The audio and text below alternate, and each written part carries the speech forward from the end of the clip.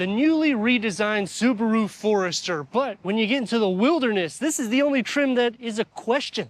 We're showcasing the 2025 Subaru Forester Wilderness in blue with gray interior. The Wilderness increases your clearance. It increases the weight you could put on the roof rails and your towing capacity with a unique exterior and interior design. I'm Anthony from Hawkeye Rides, and we're gonna go over some of the features and specs that you're getting with the Wilderness for this year. We're gonna go over some pros and cons and show you what you get with the new redesign. Here is going to be a carryover for the front fascia, so you're not going to have the new grille layout that's going to be more flat. This is going to be more round. The headlamp assembly, it's going to be a carryover. It still gets the steering response LED headlights and daytime runnings. The lower still gets the signature hexagonal LED fog lights with 9.2 inches of clearance with the satin aluminum that's going to brush on the lower bit of the front bumper. Now, you don't get a 360-degree reverse camera, but you do get like a trail camera, so it makes it a little bit easier to navigate if you are taking this off-road. Plus, the Wilderness adds this glare-resistant protectant for the hood. Underneath the hood is going to house the 2.5-liter Boxer 4-cylinder, producing 182 horsepower and 176 pound-feet of torque. That's paired to a Lineartronic CVT transmission, achieving 25 mpgs for the city, 28 mpgs for the highway. Standard symmetrical all-wheel drive, which no vehicle does this in its class. And with a base price at $29,995, this is going to be around $7,000 more. So what else are you getting? 17-inch wheels that's unique to the Wilderness. Matte black alloys. The cuddle's going to be blacked out with the texture that's going to go around the fenders and the lower skirt with the Forester badge in the orange. Raised roof rails, you can add 800 pounds on top of here, which you can't do that with any other Subaru. Even the hybrid, you can max at 700 pounds. A panel moonroof, now that's an option. Integrated turn signals on the side view mirror, and yet again, you get the texture on the side view mirror, the Wilderness badging on the side. But the big problem is this is not a refresh. This is not the 6th generation. You're not getting any of the updates that you would get for the Forester. So instead of just coming out with a carryover, they should have just held it and said, you know what? We're going to come out with it for 2026 redesign. The redesign, the roof rails will be flush on the roof. Now, you can still get raised roof rails, but it's going to be a different design. You have the symmetrical all-wheel drive print right here, and this whole configuration has been changed. So it's going to look a little bit more modern, whereas this is going to look a little bit more rugged and off-roadsy. And going back to the competition, Toyota, Honda, Hyundai, Kia, none of them are going to be under the MSRP of this, where you can option features and capabilities that you get with this, as well as a standard all-wheel drive configuration.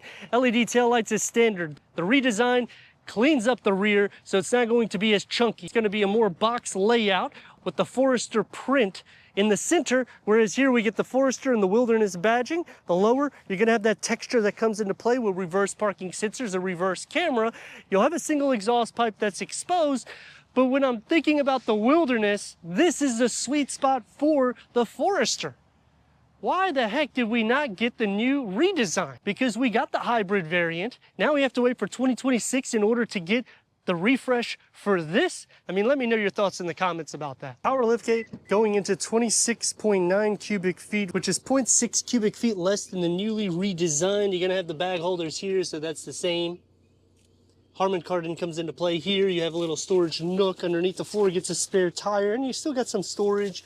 Subaru does a good job though, because you can split fold the rear bench in the back at a 40-60 split. That's going to increase cargo to 69.1 cubic feet, which is the same as the newly redesigned. The key fob to the Forester Wilderness, and this is a 2025, just so that way you guys can see it, even though I put the sticker. Manual seat adjustment is on the base. The Sport will get this 10-way power seat adjustment. Heated front seats start on the Premium and go up the trim. StarTech Leatherette, which is a premium waterproof vinyl seating, is only on the Wilderness trim. Leather goes on the Touring and the Limited trim. Memory seats is going to be on the Touring, as well as ventilated front seats. And you're going to notice we didn't get the update. This is a huge con to me because the 2025 is supposed to be newly redesigned. 6 speakers is standard. You can option the 9-speaker Harman Kardon with 576 watts on the Wilderness.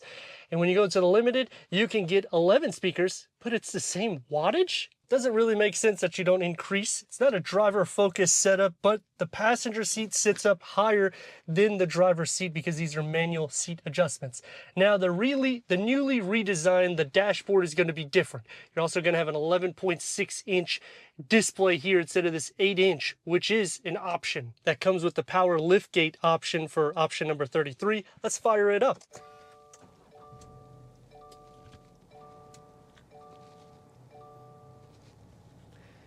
Now with this screen configuration, it's enough. You get your Apple CarPlay, Android Auto, you get navigation, you have some apps here, Pandora, Sirius XM, Travel Link, put it into reverse, you get a reverse camera. But when you click onto this view button here, look at this. Now you have a front camera.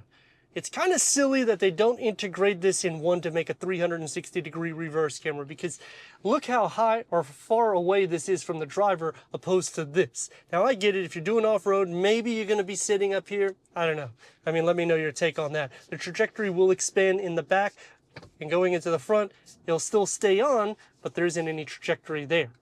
Dual climate control settings is standard, and this whole area here is redesigned. So the screen configuration goes into here. You'll have some buttons on the side, no buttons here. So if you like buttons, you may want to consider this. No wireless charging pad, you have to go up the tier. The orange goes around the gear lever in your X mode for the driving modes right here. But you have a snow dirt and a deep snow mud. 2-stage for the heated seats, the cup holders, the storage here. This is also different, the whole layout. Cup holders are now on this side like this, 1 and 1. You'll still have this area here with the 12-volt charger. Now in here, if you want this to light up, you have to go into the sport trim. You get a 12-volt USB ports. This is going to be pushed back a little bit. It's soft to touch, opens up into a deep storage pocket. It's just not so wide. I like that the headrests get the embossing for the Subaru Wilderness, and I do like the pattern that comes into play, and they also put a little tag right here showing you what you have. The steering wheel, to get it heated, you have to go into touring.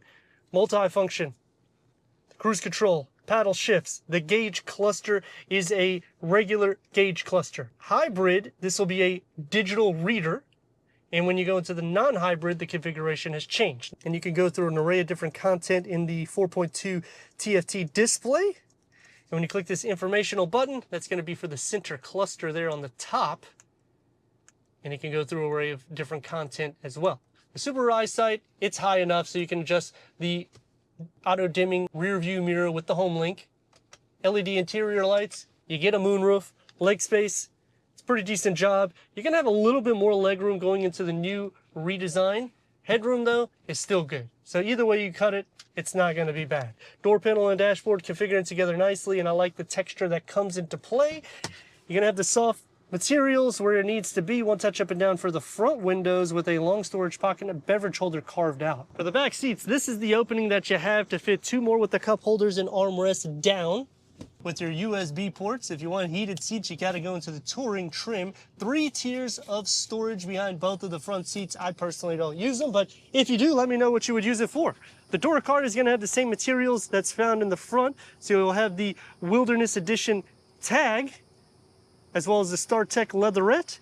Software needs to be, the orange comes into play with about the same size storage pocket. Now the back seats are gonna have the same pattern, you just don't have the embossing of the Wilderness in the headrest. Sitting behind me, you're gonna have a sufficient amount of leg room. This SUV, it's big. Headroom, you have about 2 to 3 inches more, and I'm at 6'3". Sliding into the center, feet space is not gonna be shared, which will not be the case with the newly redesigned. You'll have to go here because these are now on pedestals instead of a little plastic clip there. Leg, butt, and shoulder space, it's going to be shared, but not really that much. Headroom is actually pretty darn good because it's carved out for you in the back behind the pano. The Subaru Boxer 2.5 liter 4-cylinder that's producing 182 horsepower with 176 pound-feet of torque paired to the CVT transmission. Symmetrical all-wheel drive, 9.2 inches of clearance, raised off-road suspension, And it doesn't feel like a Jeep where you're gonna feel everything because we have 17-inch wheels. And to show you something cool with this CVT transmission,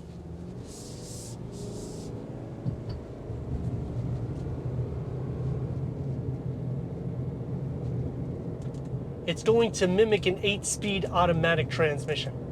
I think that's cool because it doesn't have that feel for the gear ratio. It actually feels like you're changing gears, making it feel a little bit more engaged. It's a smooth driving vehicle even though you sit up higher. It doesn't feel like it's over the top of ground clearance, so I appreciate that. The windscreen is huge. The big problem though is we did not receive a 6th generation Wilderness. We're really on the 5th generation here because you're not getting any updates. Eyesight, it's not gonna get the updated technology. The interior tech, it's still dated. We don't get the revised dash or the center cluster. The updates on the exterior that make it look more modern and sleek, kind of like a Accent, just a little bit smaller. Maneuverability, it's fine. The suspension itself is great though. I mean, when you're thinking of an everyday vehicle that can tackle some off-road capabilities, Subaru hands down does the best job with that because you're not gonna pay an insane amount of money. The glare resistant strip on the hood, I actually like this quite a bit because I usually keep my cars relatively cleaned, and just like anybody else, the sun will hit it and shine so much that it actually will blind you. You don't have that issue here. But then some other cons is you don't have a 360-degree reverse camera. You have a 180-degree frontal camera, and you have a 180-degree, or maybe a little less, reverse camera. So when you're putting the two together, why not synchronize it and just give us the damn 360 camera? It would be a little bit easier because we have 3 different screens that you have to look into. Now, I do like that we have buttons here because with all the new vehicles, it's going more tech savvy. The 6th generation, you still have physical buttons for the climate control. Just here, you're gonna have a ton more buttons on the steering wheel. And having this extra informational display on the dash, that's why I like the updated version because it's all cleaned up. You get everything that's going to be in the gauge cluster.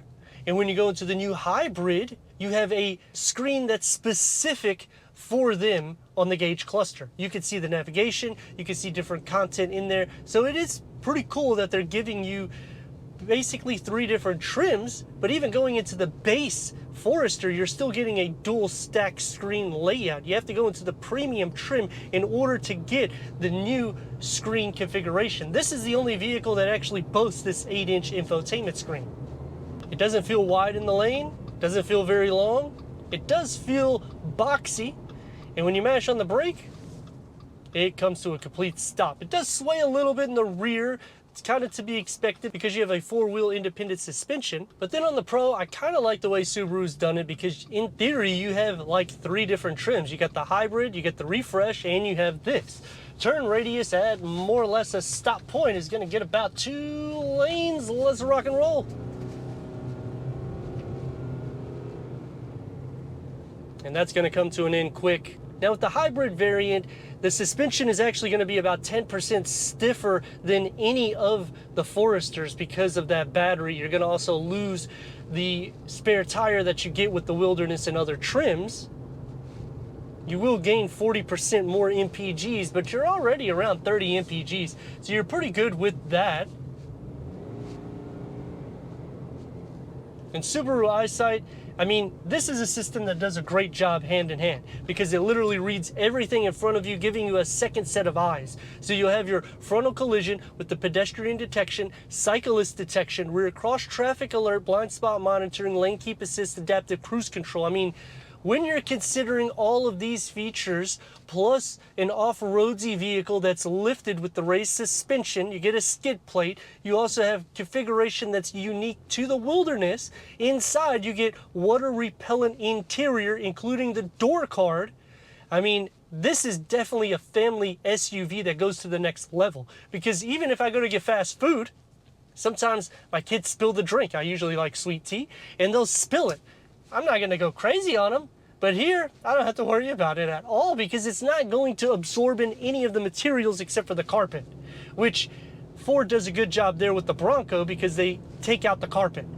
That's the only thing that Subaru could do to make this probably the perfect off-road / on-road SUV for a family. But when you're comparing it against competition, nobody in class is going to give you what Subaru gives you at the price that you get in an everyday SUV. But let me know your thoughts in the comments, and if you're new to the channel, consider subscribing. Check out this next video right here,